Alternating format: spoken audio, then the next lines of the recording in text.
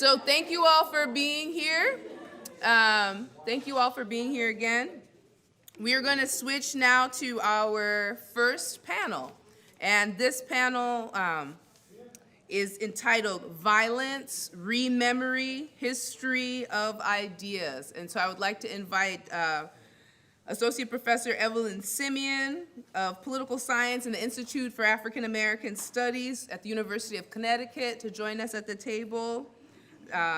Assistant Professor Shatima Threadcraft of Political Science of Rutgers University, and Associate Professor Kathryn Gines, the interim head of the Department of African American Studies and the Department of Philosophy at the Pennsylvania State University, to join us at the table.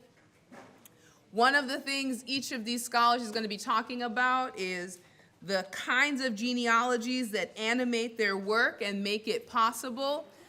And as you all know, a major thrust of the conference is thinking about impact factor in a different kind of way. You all know that Google and EBSCO and all of these databases will send you updates from time to time about how many people are reading your articles, right? That data and the algorithms that they use does not effectively capture the real reach of scholarship on Black women in politics. So the research design that's part of this conference actually allows the scholars themselves to be the reflectors on what this research means and what kind of impact it has, who their audiences are, and which genealogies they're intending to intervene in. So these scholars will have probably a little bit more time than we thought initially in your program. It talks about Associate Professor Sarah Clark Kaplan of UCSD, and she's not able to join us today, so she will not be here. If those of you all have not read Sarah Clark Kaplan's work, please do find it. Please do find it.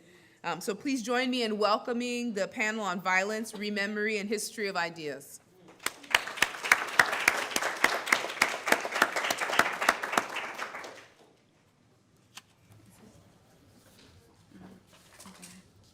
Well, good morning. I am Evelyn Simien. I'm an associate professor in the Department of Political Science at the University of Connecticut. I hold a joint appointment with the Institute for Africana Studies, and I'm affiliated with Women, Gender, and Sexuality Studies, also at the University of Connecticut. Oh, and I forget, I'm also affiliated with American Studies, that program as well. So thank you for being here. It's a pleasure. It's exciting. I am coming from the East Coast, and so I'm probably a little exhausted. So I've been told by many of you that you'd be watching me very closely to set the tone for how this would be done. And in fact, someone said to me, "So are you doing a PowerPoint?" And so I scrambled and did a PowerPoint.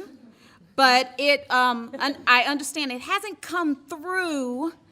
I've sent it as an email attachment. Oh, she thinks she got it. It's only 3 or 4 slides, and you have Angela Lewis to thank for that. Because it was not on my brain. It was not a thought that occurred to me that I would do a PowerPoint. And again, it's very simple. It's only got like 3 or 4 slides, which are just visual images, really. And so I guess I'll cue at some point when to fast forward the slide. But I will go ahead and get started as she preps that. Y'all let me know if my halo is blocking the slide. So I want to thank Tiffany again for organizing this, and I see so many familiar faces. It's a pleasure, and I look forward to meeting those of you that I don't already know. So I'll start by saying, pre-tenure, I had a really bold claim I was making, that I was going to, quote-unquote, chart a course, for Black women's studies and political science. I was fresh out of graduate school. I received my PhD from Purdue University in 2001. And at the time in which I entered political science, there were very, very few Black women. Many of the women were senior, like Jewel Prestige, like Shelby Lewis, and Catherine Tate.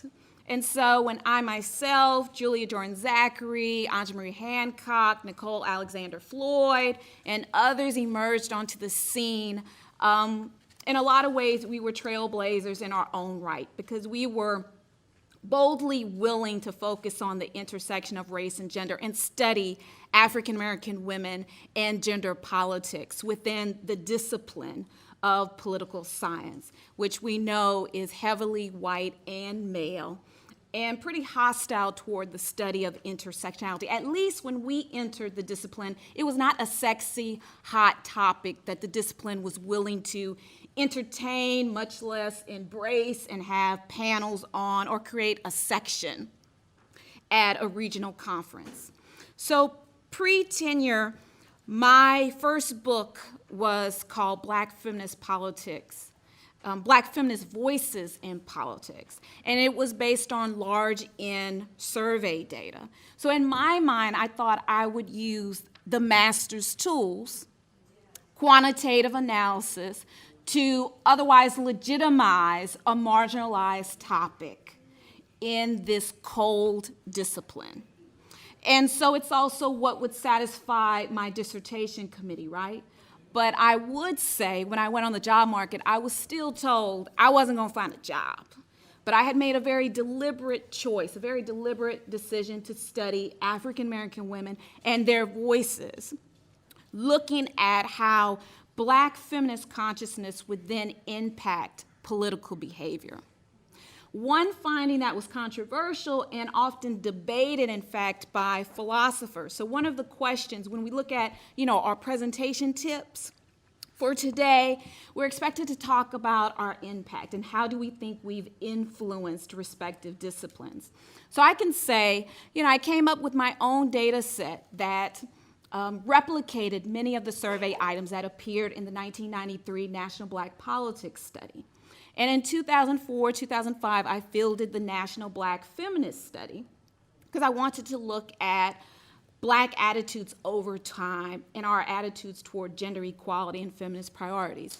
One controversial finding that philosophers often debate with regard to my work is this finding that African American men are equally, and in some cases more likely to support Black feminist consciousness than Black women. This is a result that has gotten a lot of attention, a lot of debates, like are Black men just giving us politically correct answers? So fast forward a decade later, this finding persists. Of course, as a quantitative person, you could say, well, let's look at the survey questions. What type of questions is she asking, right? And so one particular question has to do with whether or not you support the Black church having more Black women clergy. This is a question where overwhelmingly Black men in the survey, and this is over 1,000 respondents of the age of 18 and older, respond affirmatively, yes. And we know that's a really controversial issue in Black churches. And it's Black women, coincidentally, who make up the churches, who attend church on a weekly basis, who define the congregations that actually oppose the idea of more Black women at the pulpit. So much of the work pre-tenure focused on Black feminist attitudes within the Black community, using quantitative methods and survey research to study our attitudes, and then considering how our attitudes then elicit political behavior. Post-tenure, now I'm tenured and I'm promoted, and the discipline decides intersectionality is sexy, it's interesting, it's hot. When sociology's been doing it for, years, we're late in the conversation. And while in my own mind I thought what I did was study African American women in politics, the discipline labels me an intersectionality scholar. And at the American Political Science Association, I'm among a lineup of people like Julia, like Nicole, and Anjamarie that are asked to define what is intersectionality research. And it's a very well-attended panel, and the outcome of that was a special issue of Politics and Gender devoted to intersectionality research in political science. So fast forward, this body of work has influenced political science. I'd say sociology has used my data set. The psychologists have used my data set, the National Black Feminist Study. And philosophers have debated the merits of my results. Now, fast forward, post-tenure, I decide I don't want to do these numbers anymore. And I become an associate director, then a director of a humanities institute. And I do a NEH, Summer Institute at Harvard on the Civil Rights Movement. And the result of that is a book called Gender and Lynching, The Politics of Memory. So the first week, so this is why I'm on this panel called Violence, ReMemory, History of Ideas. Because the first week at Harvard for the Summer Institute, Leon Litwack comes, and he talks about lynching. And I learned that men, black men, weren't the only targets, that there were women, there were children, there were families that were lynched together. But prior to being lynched, black women were often gang raped, alongside their husbands, alongside their children, their sons in particular. I became interested in the circumstances surrounding our deaths, our torture, our lynching. And so the second book focuses on African American women like Laura Nelson, like Mary Turner, and their stories. I became interested in a legacy of exclusion where we are not heard and our stories are not told. And so today it resonates as we attempt to say her name, right? Albeit as late as it is 2016. And so what I say now is that I attempt to expose a bias in civil rights history. My edited book is an interdisciplinary project. It came out in 2011. And I argue that though women represent the minority of lynching victims, their stories challenge previous dominant interpretations of lynching as justified protection for white women from black male rapists. I argue that if we are to fully understand lynching and the motivation behind it, scholars must begin to include analyses of African American women who were similarly robbed of their dignity, their respect, and bodily integrity by a weapon of terror to maintain a racial caste system. And by including women centrally within this historical narrative of lynching, we not only avoid reinforcing that rape-lynch myth, but in so doing also reveal a much more complete understanding of this devastating social practice. And so by forcing readers to grapple with the legacy of exclusion and to consider the impact of that exclusion, Gender and Lynching sheds light on what I call a fundamentally flawed approach that wrongfully characterizes African American men as the sole victims of lynching. Said approach, to my mind, of the study of lynching in the United States is unprecedented, as it brings African American women to the fore as victims and martyrs, characters in the works of art and literature, as well as activists and change agents in a particularly innovative way. Fast forward, Daniel McGuire, who's the author of At the Dark End of the Street, and I co-author an article that appeared in Politics and Gender. And I think 2014 was the publication date. And we look at African American women who, during the heyday of the civil rights movement, 5 minutes, good. So fast forward, we look at the 1950s and 60s, and African American women like Fannie Lou Hamer, Ella Baker, Rosa Parks, and we sort of reimagine Rosa Parks as, I often like to say, an Olivia Benson who's investigating sex crimes in the state of Alabama. She's not a secretary in the traditional sense of the word. She's not taking minutes at the meeting. She's not answering the phone, but she is actually interviewing victims of rape and sexual assault in the state of Alabama. And so it's this particular piece that is an extension of my prior work that focused on gender and lynching, but it's a different time period. But it's the same sort of pattern of sexual assault against black women. Fast forward, there's been another book that has come out, and it's more in the same vein of the public opinion and quantitative methods used to study what I call intersectionally marginalized actors. And by way of extension, I take the concept of intersectionality and apply it to the candidacies of Shirley Chisholm, Jesse Jackson, Barack Obama, and Hillary Clinton to talk about how these presidential hopefuls were both advantaged on account of one axis of identity and then disadvantaged in another sense. So in the case of Hillary Clinton, she capitalizes on her whiteness, while at the same time she's arguably disadvantaged because of her being a woman running for a very masculine position, the office of president. And so I kind of see myself as a researcher that I go back and forth and alternate in terms of methodology, in terms of research focus.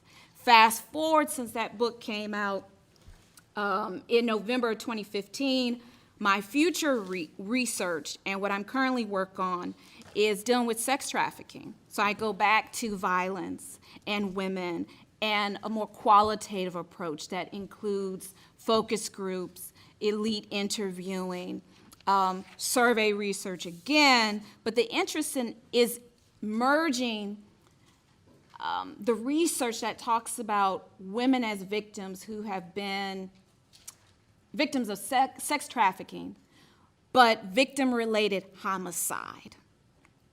And so I'm interested in merging the research that talks about Black women who are at high risk, the highest risk of homicide in this country, and at the same time at risk of being victims of sex trafficking, in merging the two, because there are many women who apparently once they are part of sex trafficking, their life expectancy is only 7 years beyond that.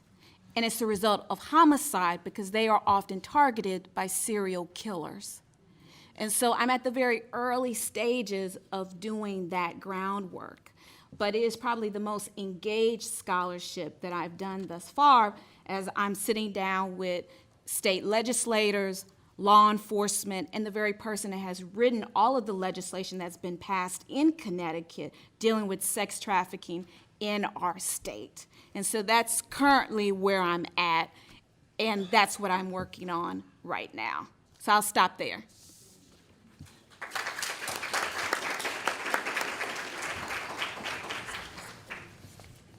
So I have exactly 7 pages. I'm going to estimate they'll take 2 minutes per page, so I should come in under 15 minutes. Okay, so thank you so much, Tiffany, to the staff assistants, students, sponsors, and participants for making this conference possible. This is an amazing experience. Also, whenever I present, I like to always express gratitude to family, kinfolk, and friends who do what they do so that we can do what we do. So I can be here, yes, a round of applause for them. So I can be here because I co-parent with a partner with whom I trust our 4 children when I am traveling. Okay, so my remarks will be presented in 5 short sections. The first section is Prelude, Embracing the Ambiguity of Intersectionality. Number 2, a little bit about my educational background. Number 3, my scholarship and my approach to philosophy. Number 4 is Interventions 1, or we can call this Impact 1, the Collegium of Black Women Philosophers. And then number 5 is Interventions or Impact 2, Work, Life, Wellness, Balance, and Bliss. So part number 1, Embracing the Ambiguity. I'm going to front load the notion of intersectionality here by saying simply and directly that I find intersectionality to be both empowering and exhausting. Empowering in spaces like this, in which we can really see, hear, engage, and affirm one another, and tiresome in other places that we might occupy, like imperialist, colonialist spaces, predominantly white institutions, and professional organizations, in which it can be physically, intellectually, and emotionally exhausting to exist at so many intersections. From identity intersections like race, gender, class, sexual orientation, age, language, and/or ability, to intersections of theoretical traditions, to intersections operating across departments and areas of specialization. It can be physically, intellectually, and emotionally exhausting to be expected to know all of the white man's canon when many of them can hardly name or cite any women scholars. And to be expected to know all of the white woman's canon when many of them can hardly name, cite any scholars of color, male or female. And to be expected to know all of the black man's canon when many of them can hardly name, cite any women scholars, including women scholars of color. And the Latino man's canon, when many of them, too, can hardly name or cite any women scholars, including women scholars of color. It can be physically, intellectually, and emotionally exhausting to be constantly quizzed on everyone else's canon by the very scholars who willfully neglect one's own, or worse, denies that it even exists. What did he just say? Did she really just say that? Did I hear what I think I heard? Did that just come out of my mouth, his mouth, your mouth? But today, I'm not going to focus on these frustrations, because we are here in this uplifting, affirming space in which we can be seen, heard, believed, celebrated. Yes, we are. Oh, yes, we'll clap on that. Thanks, Tiffany.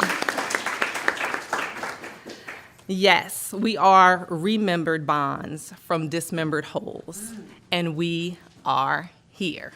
Thank you. Gathered together to think about scandal in real time, Black women, politics, and oral history. Okay, point number 2, educational background. I studied philosophy at Spelman College, a historically Black liberal arts college for women, where issues of race, gender, class, and sexuality were almost always central to our philosophical inquiries rather than marginal, invisible, or deemed unphilosophical. When I learned as an undergraduate student that there were only about 16 Black women at the time holding a PhD in philosophy, this was in the late 1990s, I felt a moral and personal obligation to increase our representation in the discipline. From Spelman, I went to the University of Memphis, where I earned an MA and PhD in philosophy. After defending my dissertation in 2003, I remained in Memphis for a 1-year postdoctoral fellowship, during which I taught courses in philosophy as well as African and African American studies. This would be followed by a research fellowship at Emory University and the Center for Humanistic Inquiry. I received my first tenure-track job in 2005 at Vanderbilt University with a primary appointment in African American and diaspora studies and a secondary appointment known there as a courtesy appointment. I guess they were doing me a courtesy in philosophy. In 2008, I accepted another fellowship and tenure-track job in philosophy at Penn State University, and I've been there since 2008. Number 3, scholarship, my approach to philosophy. At Penn State, I was hired in the area of critical philosophy of race with special interest in the African diaspora and/or African American philosophy. And I'm also trained and rooted in the continental philosophy tradition and Black feminist philosophy. I draw heavily from critical philosophy of race, feminist philosophy, and African American and Africana philosophy, all specializations that are pluralistic insofar as traditions like continental, analytic, American pragmatism, and various histories of philosophy, ancient to contemporary, influence them.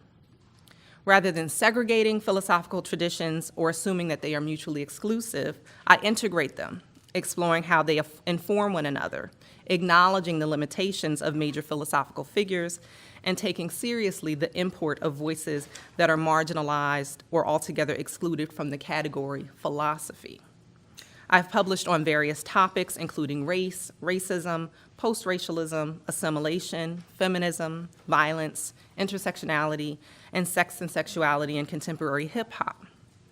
I co-edited an anthology titled Convergences, Black Feminism and Continental Philosophy, which was published in 2010.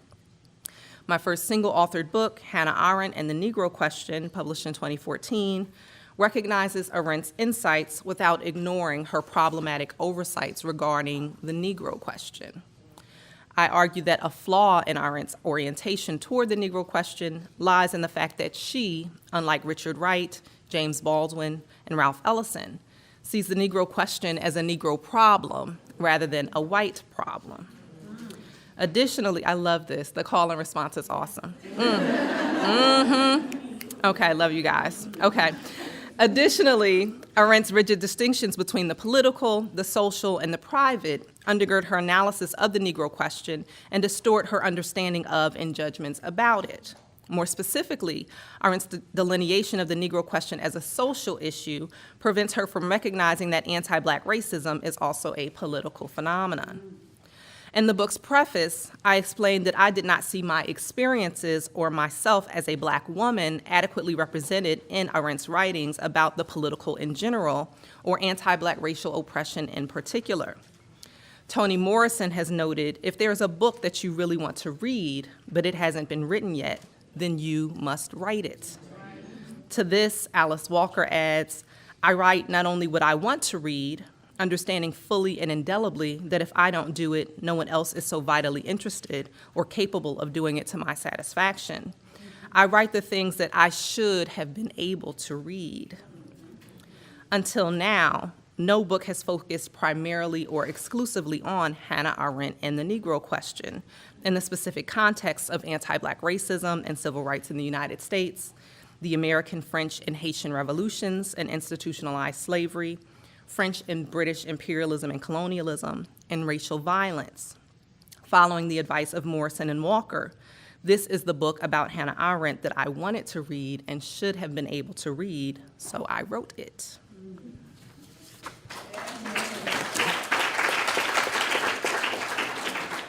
Okay, number 4, Interventions in Impact 1, Collegium of Black Women Philosophers.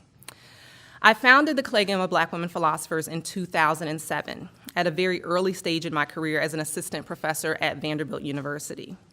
Penn State has been the host institution for CBWP since 2008.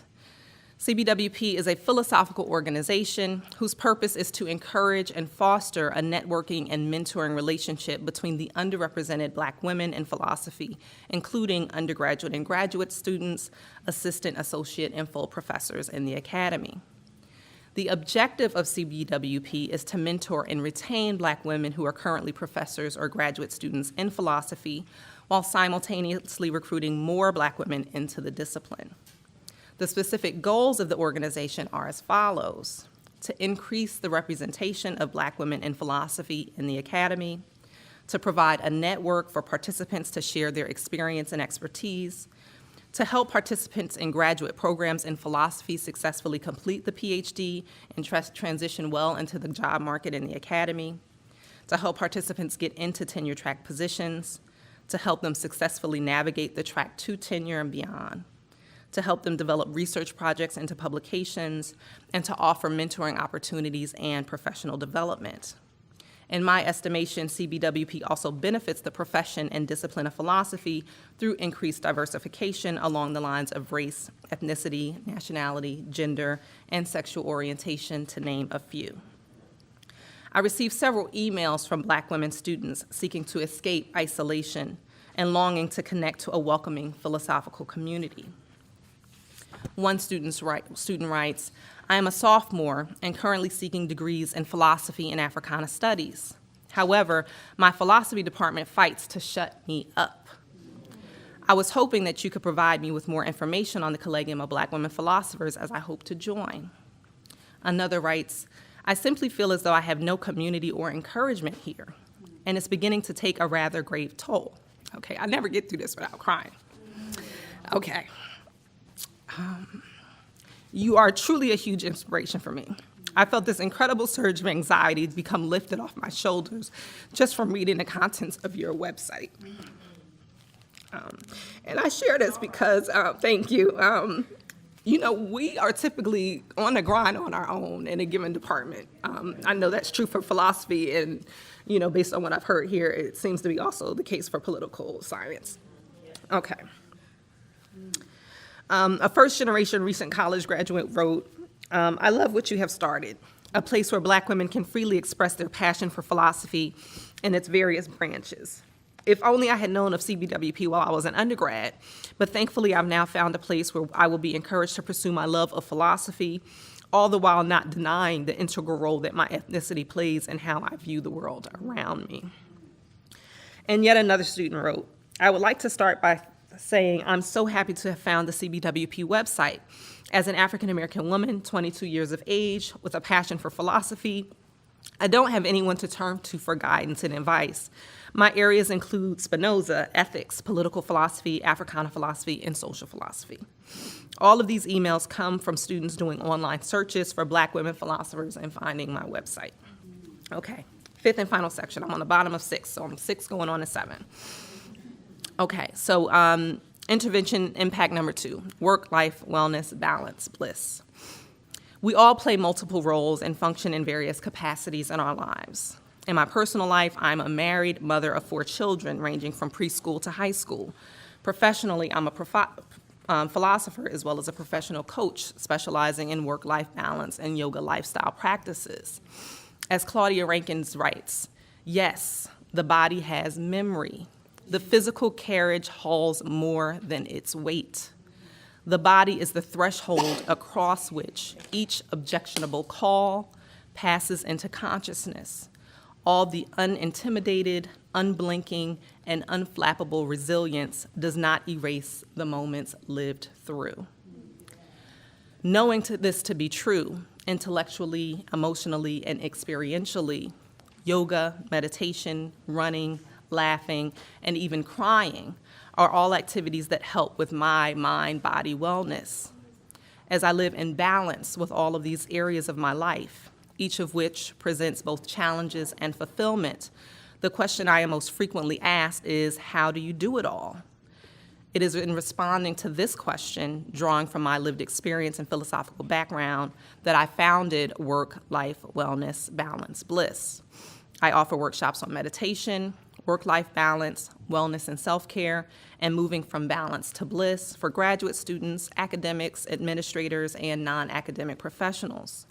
As a master coach who is also a philosopher and registered yoga teacher with an elective specialization in yoga therapy, I am committed to being an active listener, co-inquirer, gentle agitator, and accountability partner in the self-realization and self-actualization journey.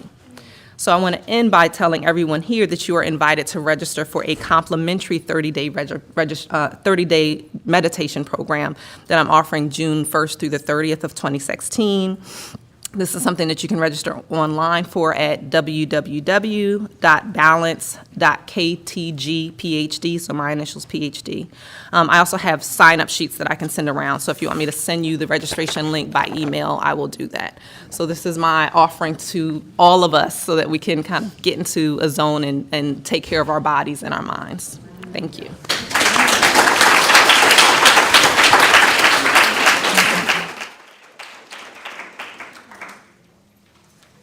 Thank you all very much. This was an incredible panel to open with. Thank you very much, Dr. Simien, for setting the tone, as I knew you would. At this time, we have time for questions and comments and a little bit of feedback and discussion together. So I want to open the floor for questions and comments. I have my own, but I'm sure that there are others who also have questions and comments. Rolda? Yes. Okay. I want to direct my question to the last scholar who spoke. First of all, Black female philosopher, those 3 words don't go together very often, as you pointed out. So I'm really excited to hear you speak and talk about your work. So when you talk, I'm very much a novice when I talk. I'm a political scientist, but I'm very much a novice when I talk about theory and philosophy. So the first names that come to mind for me are Carol Pateman, sexual contract, and Charles Mills, racial contract. So my question to you is, in light of the work that you do in intersectionality and having those discussions about being a Black woman in philosophy, would you have coffee with Carol and tell her how to fix her scholarship? Or, sorry, I didn't mean that. You meant it, it's okay. I mean, they wrote a book together, but I don't believe it really addressed the gaps in their scholarship. Or would you have coffee with Mills and tell him how to fix his analysis or his scholarship? So this is interesting. I mean, I think it's an interesting even phrasing of the question.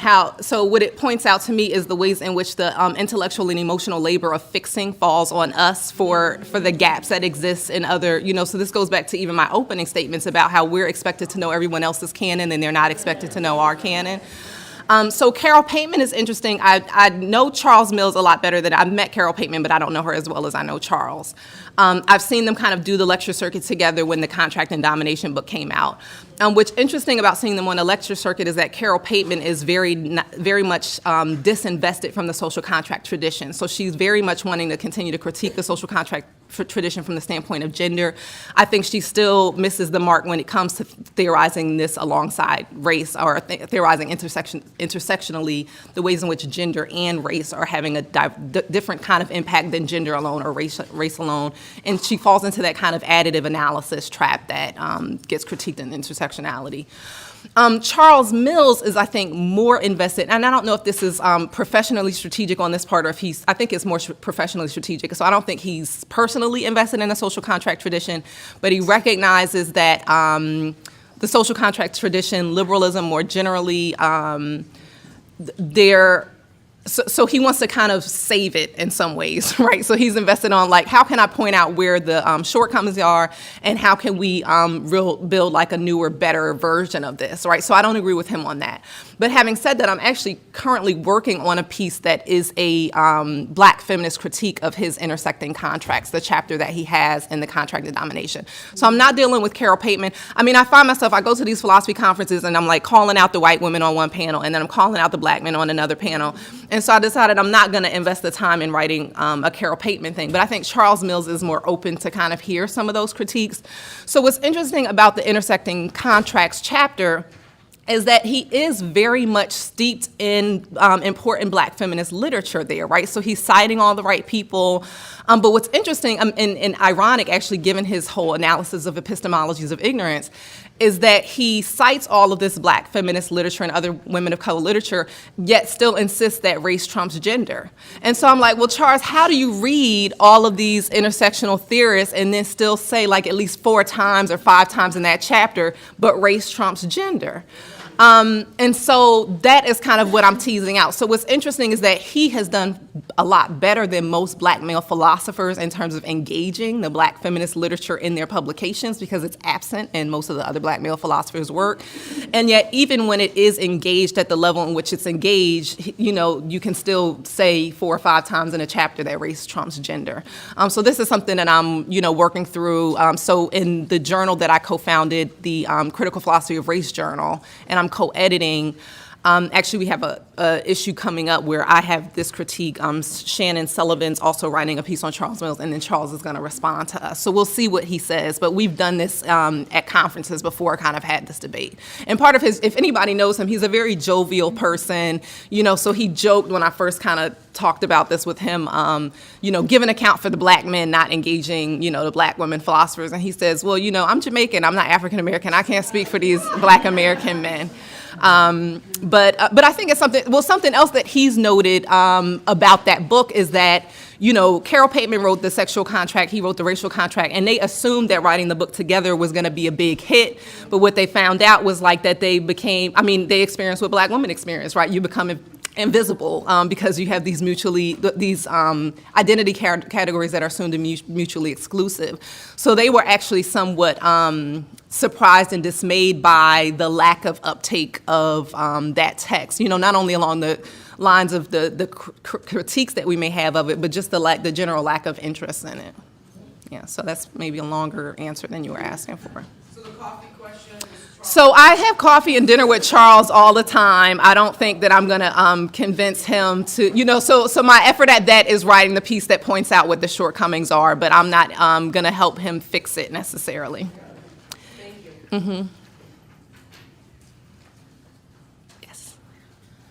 Thank you very much for the panel. It was awesome. A great way to start the conference, for sure. I wanted to ask a question in light of the theme of your panel in terms of violence on Black women.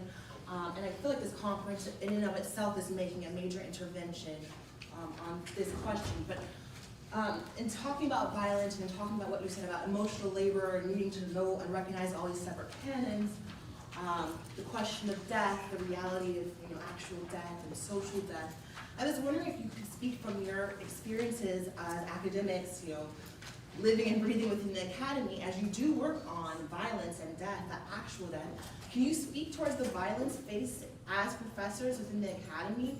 Any strategies that you use to resist the trauma and violence that are existent in in a lot of these spaces? Does your work have any influence on how you respond to these everyday experiences of violence or trauma within the academic space? Do you want to go first? I looked at her and said, do you want to go first? I know. Like I'm processing, like which episode do I comment on? It's like picking what would I comment. The University of Connecticut about a year ago experienced what we call the quote unquote rock incident. A group of AKAs, it was their Founders Day, and you can go out and paint this spirit rock. So the rule is once the paint dries, anybody can come back, another fraternity, sorority, or group organization can paint over your rock. Well, they came with their supplies and they were painting over a rock that a white male fraternity had just painted in honor of one of their members who was hospitalized. But the paint was dry, so the sisters could come in and paint the rock pink and green in light of Founders Day. The white male fraternity, a couple members was like, would you please not paint the rock? And their advisor, who is a graduate student, one that I work with in history, was like, well, let me remind you the rule is once the paint is dry, the next organization can paint over it. Well, they proceed to call up other white men, members of their fraternity, who proceed to harass, and it went into the wee hours of the night. Some of these students had taken my class on Black leadership and civil rights on social protests and nonviolence strategies, and they called up the Kappas to show up, who sort of like members of the nation stood, in front while the girls painted the rocks. Still, the white male fraternity showed up and they're throwing trash, throwing a football over their heads, they got their golf clubs, they're hitting trash. And so the police were called. And like I said, this is going from 11 p.m. into 3 a.m. The police show up and AKA said it's as if the white male law enforcement were like negotiating with the white males, like, can you just like leave them alone, like back up 20 feet? And it escalates and they call the sisters nigga bitches and other epithets. Now the brothers are like, we can't do it. We're standing there, but it's like their presence was almost non-existent. But it amasses to, now the cameras catch this on tape, and the university's willing to say there was 20 plus. Those who were present say this amassed to about 50 white males. There is a town hall meeting that takes place that involves Black alum, Black faculty like myself. And so to answer your question, as somebody that's tenured and could go in that space, now the young woman that was called the nigga bitch was the historian, the advisor, the graduate student. Her major advisor had been the chief diversity officer. He's a full professor in history, silent. The brother is silent. But there's a brother in Soch that's on the panel. He's loud and he's outspoken because he's got a daughter. And he calls out the white sororities for not organizing and being supportive of this Black sorority. I get up, and this is at the time of Michael Brown, and I'm the first speaker to the microphone because what the white administration does is they show up at the panel and they go into their job descriptions. It's like, don't even respond to the incident. So the crowd, like, this is getting angry, like, you're insulting. They just go into, this is what my office does. And they literally just go into statistics and what their job is. And I called them out, and I made a remark that everybody sort of kind of went wild, like we was at we were on Price is Right or something, because I said, The thing is, these white men felt so privileged that they could ignore the police. The police talk to them and disappear, and they stay on site. They come back 20 minutes later and continue to harass these young women. I said, now you know, if that was a group of black men opposite a group of a white female sorority, they would have been taken down to the ground, arrested, because I said a black man couldn't walk on this campus alone, much less be a group of 20 or more, and think they could harass a white female sorority. And I made a reference of, now you know, if that was Michael Brown, it would have either been arrested or shot and killed, and that's when everybody went wild.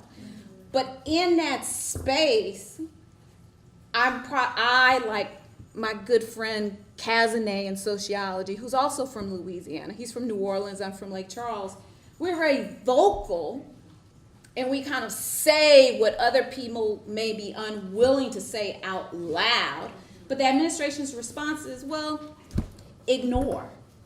It's just literally like, we can say whatever we want to say, but I would essentially say they ignore us. So it doesn't matter how loud our voices are. The students organized, brought a petition like other students at Yale and Mizzou did to the president. It did light a fire for her to hire a chief diversity officer, which she has since done.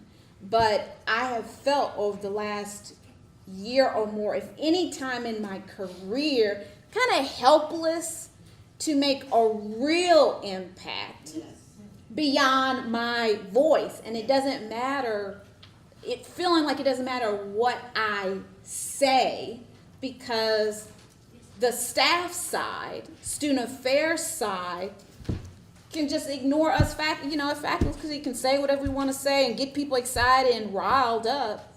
And students have marched and done some protests, but we're at a crossroads as trying to figure out what next that's more effective, that would yield a greater response. It did result in a large group of African American female undergraduates forming an organization called Sisters Inspiring Sisters that meet bi-weekly in the Cultural Center. And it created a sisterhood and a community that came together, and it's at least 50 plus that show up to talk about their experiences. And I myself attend, and I'm one of their advisors to this group. So one outcome was this organization that deals with the balance, this kind of self-healing, having a retreat. They have started sort of their own programming as a result of this rock incident to heal, which really speaks to our resiliency, right? But it has evolved and taken the form of sort of their own self-help program. But myself and other black female faculty have said in a lot of ways we act as like the mental health professionals with no such training on these campuses. And so we do insist one of the demands is they need to hire people of color in mental health services, because all these units are lily white and have no people of color to be attentive to their needs. But no, I have to look at my notes. Yeah. Sorry, because I want to ask you properly.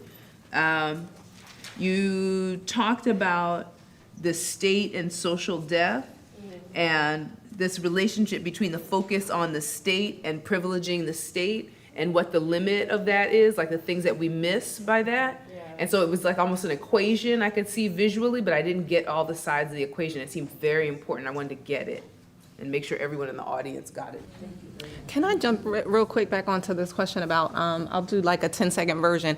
I mean, I know of 2 black women academics in their 30s who died in the last year. And I'm sure there were other medical issues, but like stress was certainly a contributing factor to that. So like this is real. So having like a massage therapist at a conference is not frivolous. You know, it's important to have those kinds of things, take advantage of those things. So I would suggest, I mean, like I said, I do yoga, I do running, I do meditation, but having your sister group, having your people who have your back, having your people who you can say, did you hear that? Did they say that? You know, debriefing and venting and talking through those things are important. having a network of people who just have your back when you're constantly dealing with these macro and microaggressions in the spaces you're in. And then being real about what these institutional spaces can be and what they can't be. And so I think a lot of the stress and strain comes from, expecting affirmation in places where we are simply not going to get it. So I would encourage, love on your sisters, reach out to them, call them up, tell them you love them, tell them how beautiful and brilliant they are, and talk about it, get it out. Don't feel like you always have to put up that strong, being a strong black woman and put up the strong face or whatever. Express it and try to get it out of you.